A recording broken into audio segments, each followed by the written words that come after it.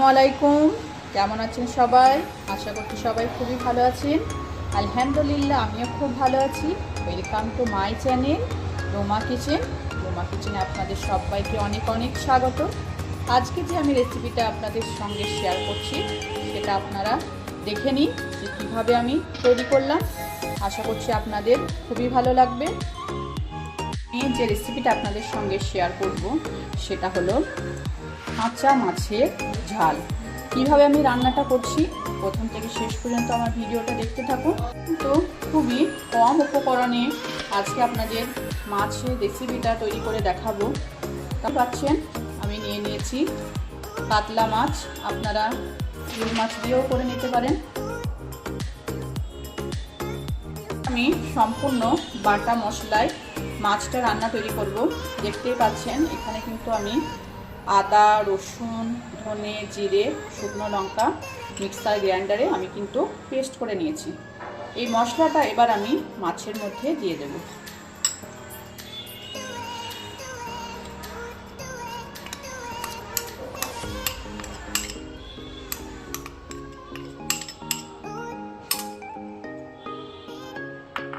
আমি লবণ দিয়ে দেবো,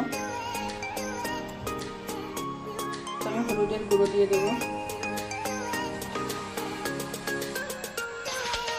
কাশ্মীরি লঙ্কার গুঁড়ো যাতে কালারটা খুব সুন্দর আসে। এবার দিয়ে দেব খুবই সামান্য পরিমাণে সর্ষের তেল।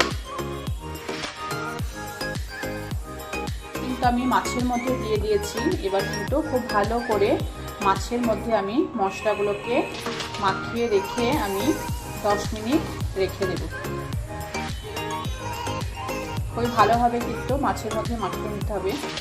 এই রান্নাটা খেতে কিন্তু খুবই সুন্দর লাগে। আপনারা কিন্তু অবশ্যই একবার বাড়িতে তৈরি করবেন। খুবই কম সময়ে কিন্তু রান্নাটা তৈরি হয়ে যাবে। পাচ্ছেন আমি কিন্তু খুব ভালোভাবে মশলাগুলো মাছের মধ্যে মাখিয়ে দিয়েছি। দেখুন এমনিতেই দেখতে কত সুন্দর লাগছে, তাহলে রান্না করলে তো আরোই ভালো লাগবে। তাহলে এবার দেখে নিন কীভাবে আমি রান্নাটা করছি। আমি কড়াই বসিয়ে দিয়েছি। এবার এখানে পরিমাণ মতো আমি সর্ষের তেল দিয়ে দেবো। যেহেতু আমি মাছের মধ্যে তেল দিয়েছি, দেখতেই পাচ্ছেন তেলটা কিন্তু আমার খুব ভালোভাবে গরম হয়ে গেছে। এবার আমি তেলের মধ্যে পেঁয়াজ আর একটা তেজপাতা আমি দিয়ে দিলাম। পেঁয়াজটাকে এবার আমি হালকা ভাজা ভাজা করে নেব। তো আমি নাড়াচাড়া করে নিচ্ছি।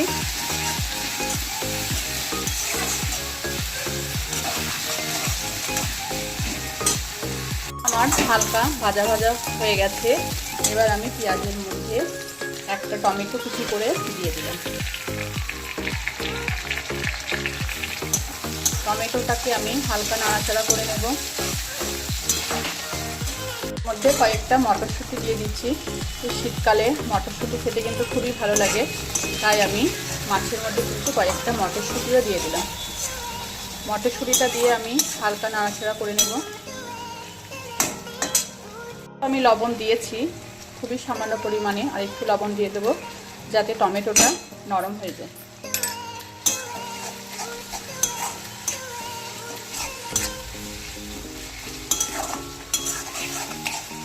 আমি হালকা ভাজা ভাজা করে নিয়েছি। এবার কিন্তু আমি মাছগুলো এর মধ্যে ঢেলে দেব। মশলা ধোয়া পানিটা এর মধ্যে দিয়ে দিলাম।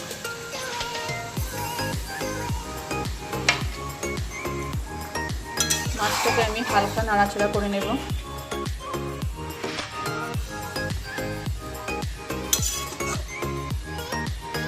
বন্ধুরা আমি কিন্তু এখানে পরিমাণ মতো পানি দিয়ে দিয়েছি। মাছগুলোকে ভালো করে নাড়াচাড়া করে দিয়েছি। এবার আমি ঢাকা দিয়ে 10 মিনিট রেখে দেব।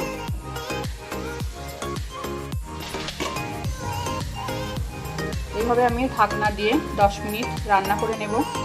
হয়ে গেছে রান্না করা। এবার আমি ঢাকাটা খুলে একবার মাছটাকে নাড়াচাড়া করে দেব।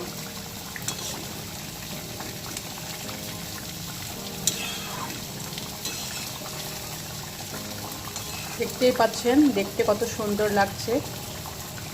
আপনারা কিন্তু অবশ্যই বাড়িতে এরকমভাবে একবার রান্না করবেন। আশা করছি আপনাদের খুবই ভালো লাগবে। আবারও আমি 10 মিনিট ঢাকা দিয়ে রান্না করে নেব। দেখতেই পাচ্ছেন বন্ধুরা, মাছটা কিন্তু রান্না প্রায় আমার শেষের দিকে। আমি কিন্তু মাছের মধ্যে ধনেপাতা কুচি ছড়িয়ে দিয়েছি, কাঁচা লঙ্কা দিয়ে দিলাম। তো আমার রান্না হয়ে গেছে, এবার কিন্তু আমি নামিয়ে নেব।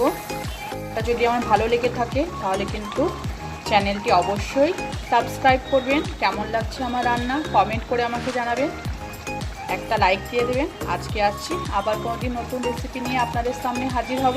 খোদা হাফেজ, সবাই কিন্তু ভালো থাকবেন। কত সুন্দর হয়েছে রান্নাটা।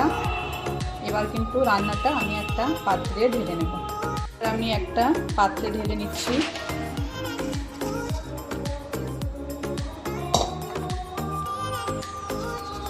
আপনারা কিন্তু বাড়িতে অবশ্যই একবার এরকমভাবে তৈরি করে নেবেন।